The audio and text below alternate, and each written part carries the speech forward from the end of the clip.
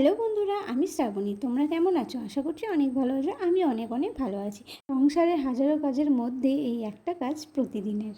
এই দেখুন কতগুলো কাপড় জমে গেছে। এগুলো এখন কাচাকাচি করছি। প্রথমে ভালো করে গামলায় জল ভরে নিয়েছি, কারণ কাপড়গুলো না ভিজলে একদমই ময়লা পরিষ্কার হতে চায় না। ব্যাস, কাপড়গুলো তো আমি এখন ভিজিয়ে দিলাম। কিছুক্ষণ কাপড়গুলো ভিজুক, আমি বাকি কাজগুলো চলো চটপট সেরে ফেলি। কাপড়গুলো ভিজতে ভিজতে আমি দেখো বালতিতে করে জল নিয়ে চলে এসেছি। তারপরে ভাবলাম ঝটপট করে ঘরের মেঝেগুলো মুছে নিই। একেবারে দুটো কাজ হয়ে যাবে, বেশ সময়টাও অনেকক্ষণ বাঁচবে। ঘর মোছার পর কি জানি আমার মনে হয় সবসময় ঘর মোছার পর ঘরটা বেশ পরিষ্কার পরিচ্ছন্ন হয়ে থাকে, বেশ মনটা ফ্রি ফ্রি লাগে। সেই জন্য দেখো কাপড়গুলো ভিজাতে দিয়েছে, আমি কিন্তু ঘরটা চটপট করে মুছে নিলাম। প্রায় ঘর মোছা তো শেষ। এবার দেখুন চারপাশটা কি ঝকঝক করছে। এবার চটজলদি কাপড়গুলো কেচে ফেলি। এই দেখুন কাপড়গুলো কিন্তু ভিজে একদম নরম হয়ে গেছে। এবার কাচতে বসলে কিন্তু পরিশ্রমটাও কিন্তু কম হবে। চলুন তাহলে সব কাপড়গুলো কিন্তু ঝটপট করে কেচে নিই। সারা বাড়িতে কাজ করতে করতে কখন জানি না সময়টা কেটে যায়, বুঝতেই পারি না।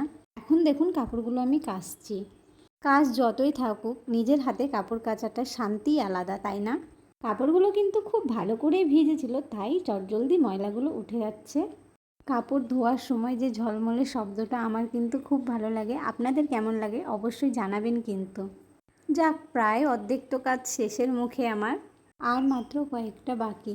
এগুলো কেচে নিলে আজকের মতো কাপড় কাচার দায়িত্ব শেষ। যাক বাবা, এবার কাপড় কাচার যুদ্ধটা তো আমার কাছে শেষ হলো।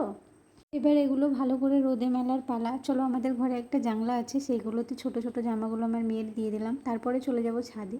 চলো যাওয়া যাক। কাপড়গুলো মেলার আগে তোমরা যদি একটু ঝেড়ে নাও, তাহলে কিন্তু কুচকানো ভাবটা একদম থাকবে না। সেই জন্য আমি ঝেড়ে ঝেড়ে মেলি, যতগুলো কাপড় হোক।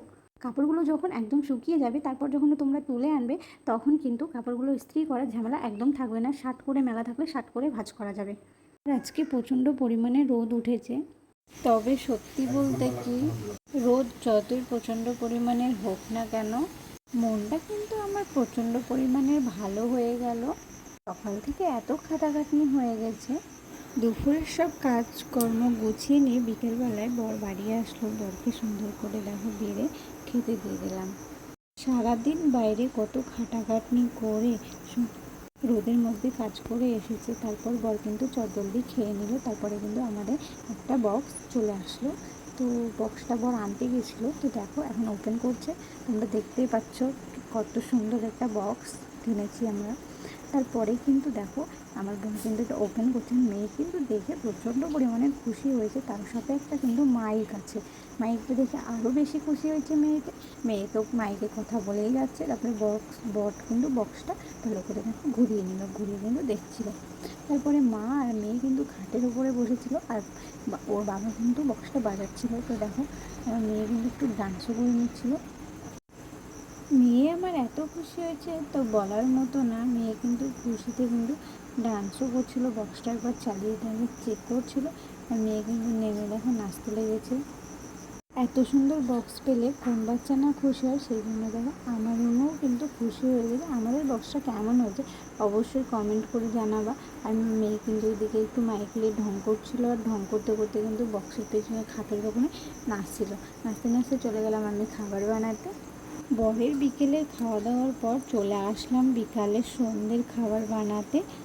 রাতের খাবারের মেনু হচ্ছে গরম গরম রুটি আর সাথে বুটের ডাল। এদিকে আমি রুটি বানাচ্ছি, দেওর কিন্তু মেয়ের জন্য একটা পিৎজা অর্ডার দিয়েছিল। আমার মেয়ে পিৎজা খেতে ভালোবাসে, সেই জন্য। তুমি লিচু কে খাবে? চুপ চুপ করে লিচু খাচ্ছ তুমি? হ্যাঁ, চুপ করে। কে এনেছে লিচু? কই ওইগুলো আমি নামিয়ে দেবো? অনু দেখো, সবাই দেখো, অনু চুপ চুপ করে লিচু খাচ্ছে। বের করে